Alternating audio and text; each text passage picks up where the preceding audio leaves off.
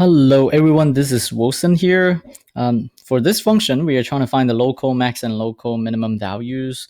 And for this function, as you can see here, we get a cosine function and then we also get a linear function and we are adding them together. So this kind of function, it's not going to be easy to find the critical numbers, and also that means it's not going to be easy to find the local maximum and minimum. Okay, so what do we do first? We are going to find the critical numbers. Even though it's not easy, we still need to find them, right? So we are going to start by finding the critical numbers, and let's see what happens. So we begin.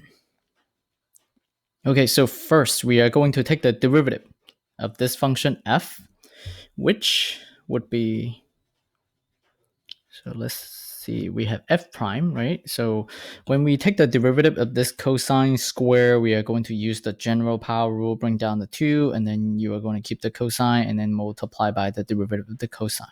So we are going to get what? We are going to get 4, right? We bring down the 2, and then we are going to get cosine of x, and then we need to multiply by the derivative of the cosine, which is negative sign.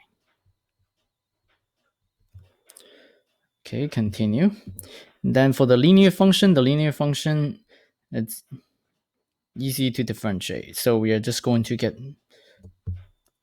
the square root of 3. Okay, so just that. And then now what's next? We got to clean up this expression.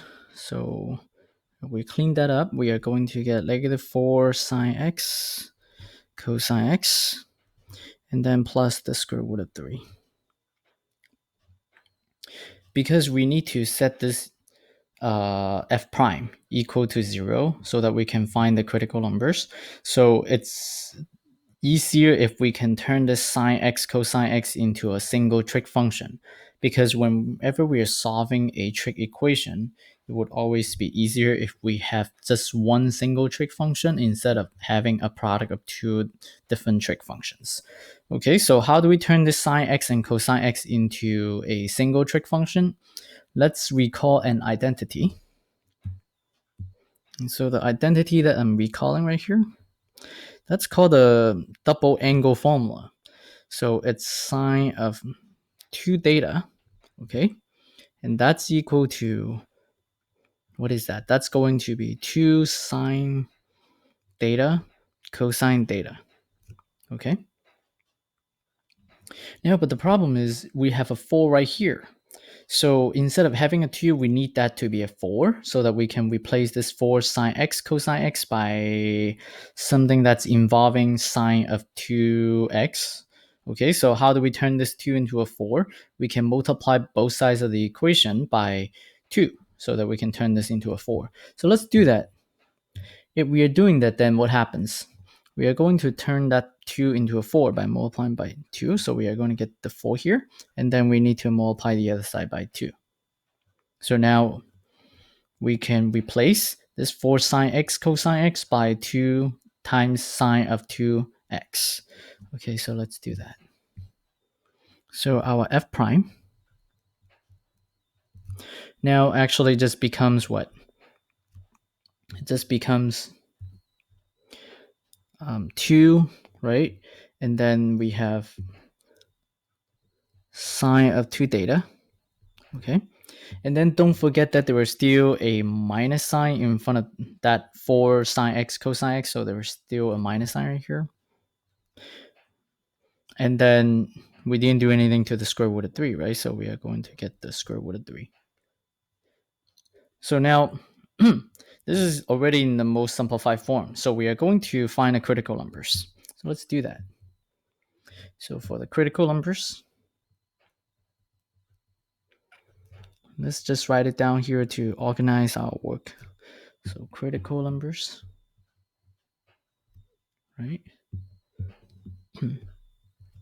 So what happens is that we are going to look at the first case. For the first case, we are going to have f prime is equal to 0. Okay, so what does that give us? That's going to be setting our f prime, right? This expression right here equal to 0.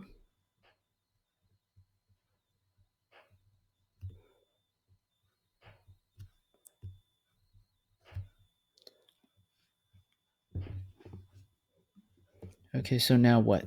We are going to isolate the sine function. Actually, it shouldn't be data, right? It should be x. Yeah, so I just keep forgetting it. And then I actually got the data right here also. So that should be x. Okay. And then now solve for sine of 2x. Then we are going to get sine of 2x is equal to the square root of 3 over 2.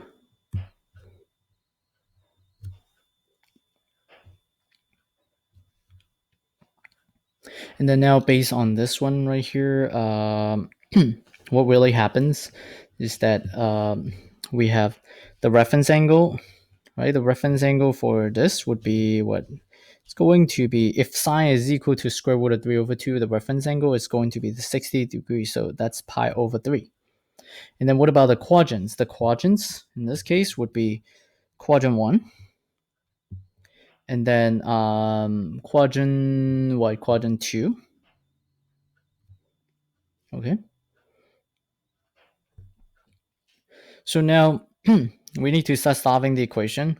We want to find the angle 2x in this case, that it has a reference angle of pi over 3 and it's in quadrant 1, which is actually just the same angle here. So we are going to get quadrant 1.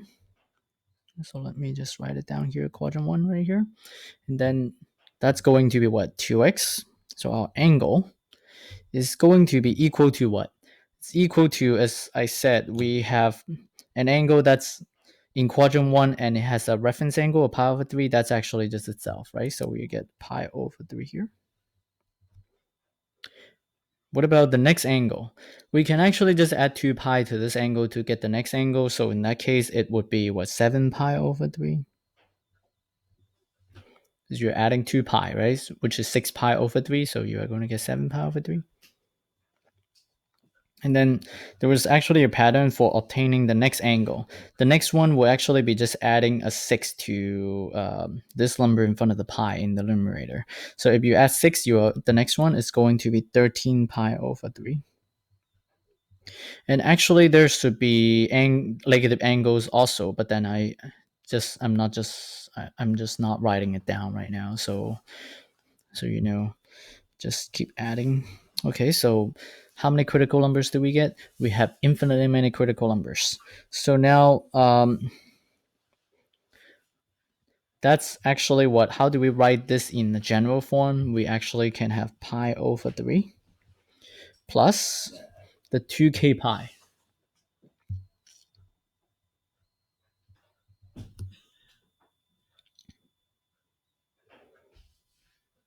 The 2k pi.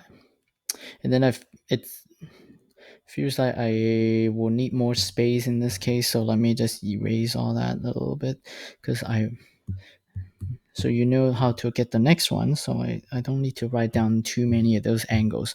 All we need are really just the general form. And actually what I would say right here is that this is not really like the right notation, because a single quantity cannot be equal to multiple quantities right here. It shouldn't be equal to a sequence. What I mean here is that really just 2x is equal to pi over 3, 2x is equal to 7 pi over 3, 2x is equal to 13 pi over 3, and so on. And then we have the general form. Yeah. Okay, now quadrant 2. Because we also need the angle in quadrant 2. So 2x is equal to, okay, so what do we get from there? For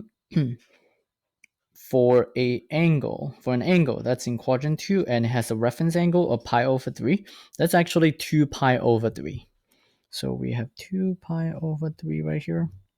And then if you add 6 to the 2, you get 8 pi over 3. And then following the same pattern, you can obtain the next one.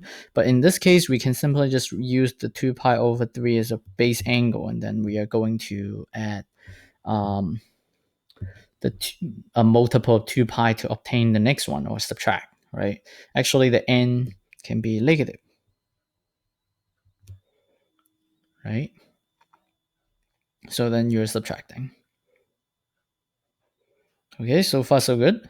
And then that's not finished yet, right? That's not finished yet. We actually need to continue with the calculation from there. So what's really happening is that we have 2x is equal to pi over 3 plus 2k pi.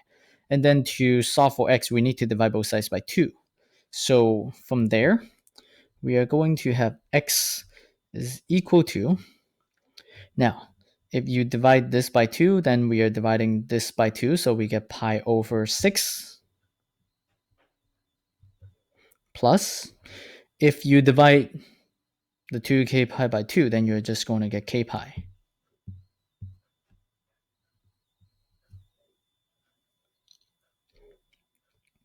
And then what about the other one? The other one is going to be x equals, if you divide by 2, then you're going to get pi over 3 because the 2 and the 2 will cancel, so pi over 3.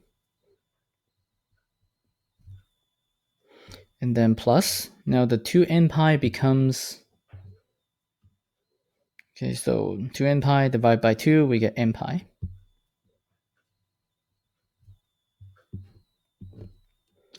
And then so we have where k is an integer. And the same thing is happening for the n. We do need to specify this. Otherwise, if you're just adding like things like 1.5, then you're not going to get the right angle for this. So is that good so far? Okay. Now just those two, that's actually a lot of angles. And then this is case 1 for f when f prime is equal to 0. There is also a case 2 right here, which is when f double prime, there was a case 2 when f double prime is, no, when f prime, I don't know why I just put f double prime, when f prime does not exist. And if you go back to the f prime, this is a sine function. It's continuous everywhere, and then there is no other stuff, right? You're just adding a constant here. So f prime is defined for all x values. So there is no x value that will give you a critical number in this case. So you say no x value. Okay.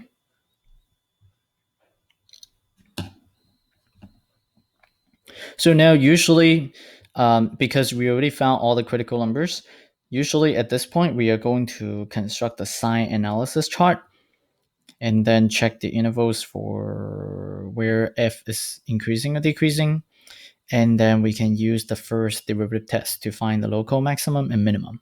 But because we are having infinitely many critical numbers, so it's difficult, right? It makes it difficult for us to construct the sign analysis chart to to determine which one is local max, which one is local min. So what's the better way to do it? We can try the second derivative test. And so what do we do with the second derivative test? First thing, we need the second derivative, right? So let's just find that first. So now let's really just put the problem aside. Let's just put the problem aside right here. And then what are we going to do next? We are going to find the second derivative. And so what are we getting here? So we are going to differentiate this function.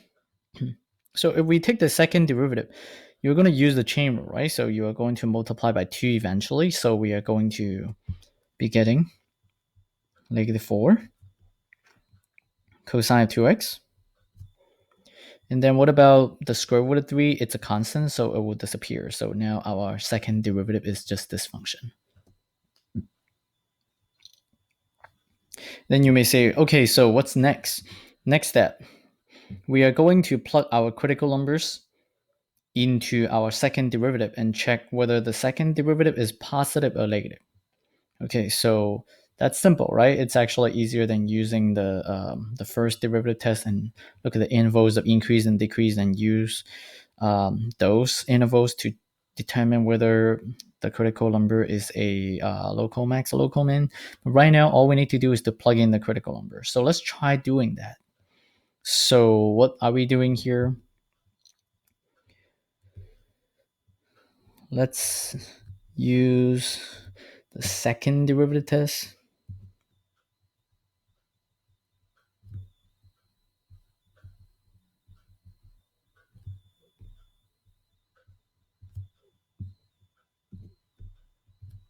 So how do we do it? First, we are going to plug in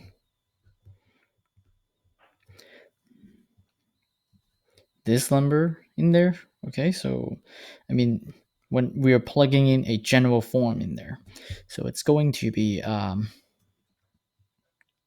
pi over 6, right? So we get pi over 6 plus, and then what are we plugging in? The k pi, right? The k pi.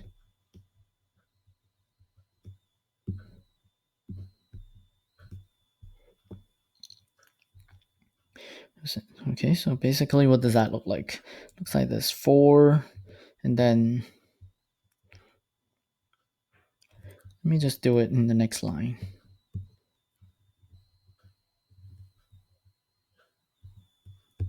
So we have -4, and then cosine, brackets, and then you actually need to multiply all that by a 2, right? And actually, you don't really need to manually do the calculation.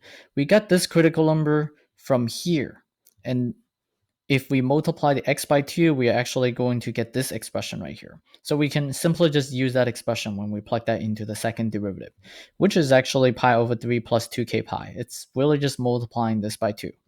So we are getting pi over 3 plus, and then the 2k pi.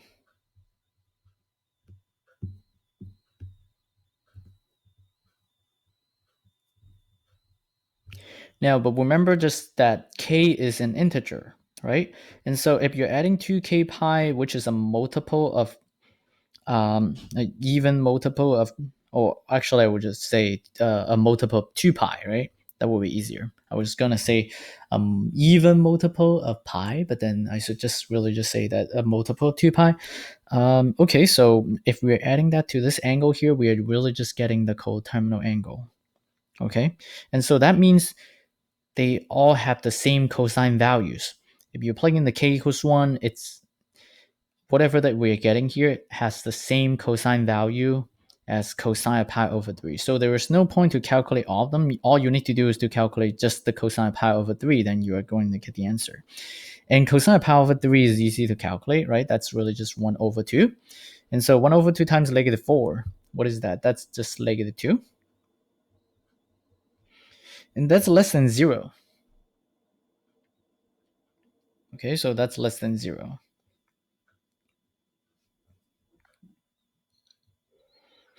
And then what is that? Let's think about this. At all this critical numbers, we are going to get a horizontal tangent. So what does that mean? If we are getting a horizontal tangent, then that's really just saying that, okay, so horizontal tangent, like that. And then what it tells you that is, it's that if you have a f double prime that's less than 0, that means the function is concave downward at this location. And how do you draw a graph that's concave downward at this location? Concave down means that the function lies below the tangent line, right? So concave downward, the graph has the shape that looks like this. And so guess what? This is a local maximum that we are getting here. Okay. Okay, now let's continue. Okay, so we plug the pi over 6 plus k pi, right, into the second derivative. The next one is that we are going to plug in the pi over 3 plus n pi into the second derivative. So let's do that. So we are going to get, by the way, because I'm plugging in pi over 3 plus n pi, I'm going to use this one, right? Because when you plug plug that into the x, you are going to double it. So using this one will be good. But then when I'm plugging in this into the function, I'm still just copying that, right? So we are going to get pi over 3 plus the n pi.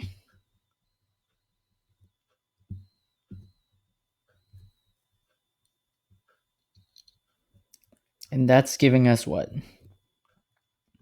-4 cosine brackets. Now, because we are going to double all these critical numbers, we are going to get this to be inside the cosine function. So let me just copy that. So we get 2 pi over 3 plus, and then 2n pi.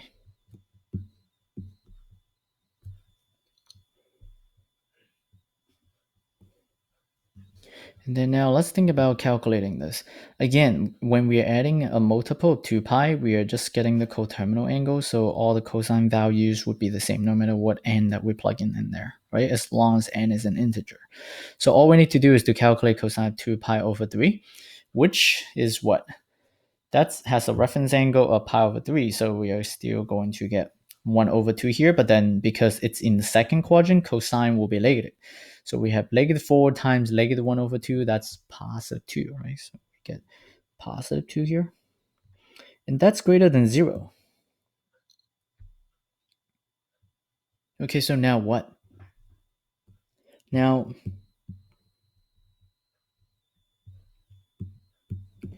we already know that at this critical points, we are going to get a horizontal tangent, right? And then what's going to happen? We have the second derivative that's positive at all these critical points. So that means the graph, right, of f is concave up. And so that means the graph will lie above all the tangent lines. And so we're having the graph out like this. And so as you can see, those are all local minimum. Okay, so what does that mean? That means if x is equal to pi over 6 plus k pi at those locations, then we are having what? We are having local maximum at those locations. And then when we have pi over 3 plus n pi and all those at all those locations, we have local minimum. Okay, so now we can write down the result. So, well, actually, let me just go back. So we have this local maximum.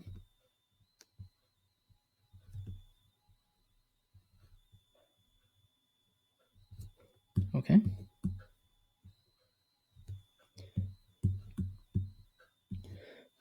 Now, what is that? That's actually just plugging the x value in there, and the x value that we need to plug in is this one, right? So pi over 6, so let's just plug that in there. Plus k pi.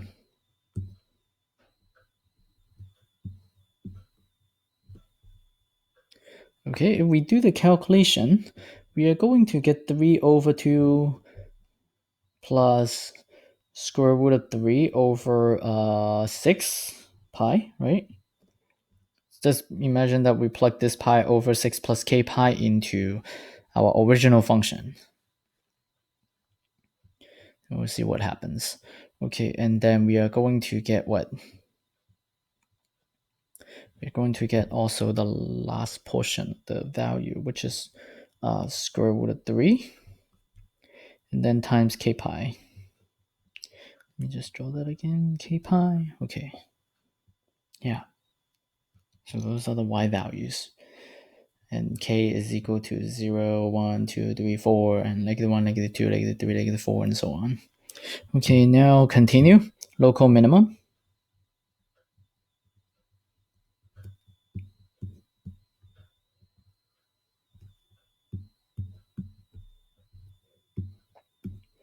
Then what are we getting here? We are going to get pi over 3 plus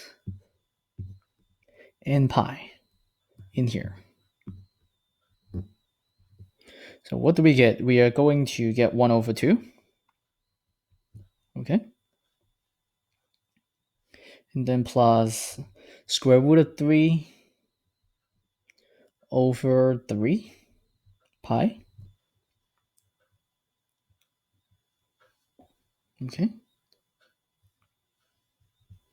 And then plus square root of 3 and then n pi. And then now those are the y values. And if you write them as points, then you're going to get x value, y value, x value, y value. And then so that's it for this problem. Now you may be wondering, what if we didn't use a second derivative test? We used the first derivative test and we had constructed a sign analysis chart. And actually, we can try that and see what it looks like. But the problem, basically, it's finished right here. But I still just want to show you what happens when we try to construct a chart and also determine the intervals of increase and decrease. In those cases, we are going to run into this kind of situation. So let me show you. So first, let's look at this number line right here.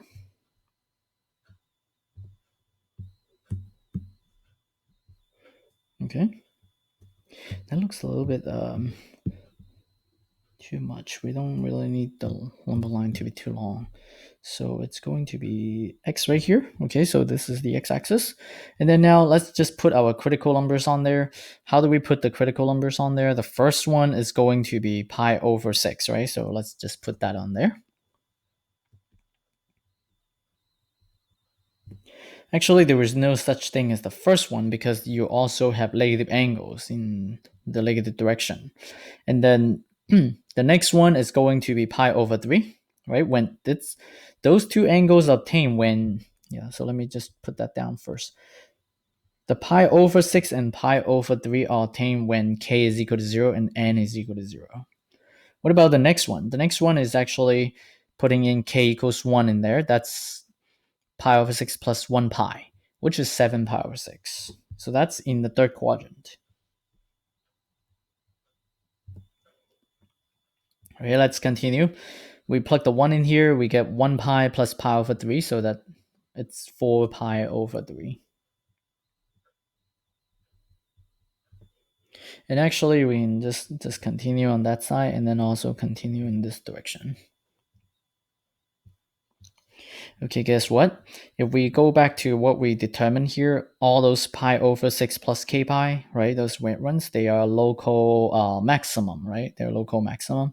And so if you plot them on there, it turns out that they're those ones. So pi over 6 is a local maximum. And then the 7 pi over 6, which also comes from this formula right here, then that's also a local maximum. And then what about the local minimum? Then the local minimum would be the green ones, right? So we are going to get the local minimum right here.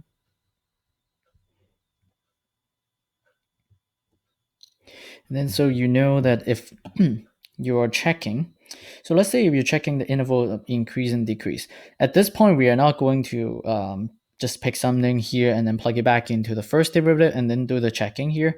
We can actually tell by just reading this chart right here because we already know that the locations of the local max and local min. So you can see that after pi over 6, because that's a local maximum, right? So it will start going down after the pi over 6. So on the right side of the pi over 6, before you reach the pi over 3, we are going to get what we are going to have a function that's decreasing. So we go down in this case. Okay, and what happens after we go past the pi over 3? It will go up again.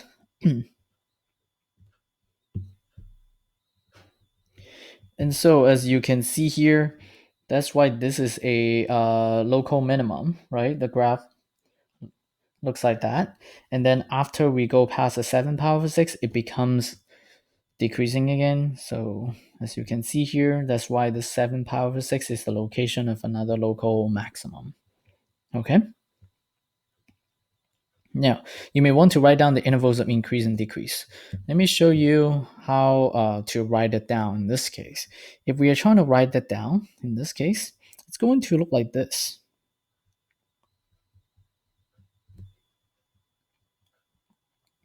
So I think I need more space in this case, so let me just move everything up slightly. and then it will be easier for me. Okay, so for the intervals of increase, what's going on here? We have pi over 3 to 7 pi over 3. That's when the function is increasing.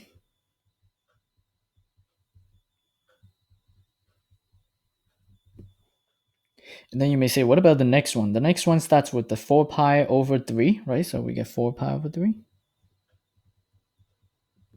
And then you may say, what about the next value that we have here? The next one is going to be a local max with the red dot. Okay, so it's pi over 6, 7 pi over 6. The next one, you're adding 6 to the 7, so we get 13 pi over 6. And so on. And then, of course, there are negative values as well. And then if you want the general form, you can actually come up with a general form like this, which is pi over 3 plus m pi. And then how do you get the upper bound?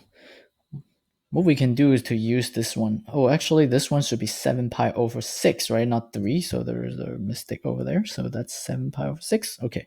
So the next one is going to be 7 pi over 6 plus, what is that? That's going to be m pi again. And then you may say, how do we know that's m pi? Think about this. If we go from 7 pi over 6 to the next one, which is 13 pi over 6, we need to add what? We need to add just 1 pi to get the next one. And then we add another pi to get the next one. So we are adding multiples of pi. And they actually are being shifted at the same time, as you can see here. Pi over 3, adding 1 pi, we get 4 pi over 3. 7 pi over 6, adding 1 pi, we get 13 pi over 6. So both are being added the same amount of multiples of pi at the same time. So that's why we can add m pi here and then add m pi here. Same thing for the intervals of decrease. Okay, so it's going to look like pi over 6, pi over 3. Next one, 7 pi over 6.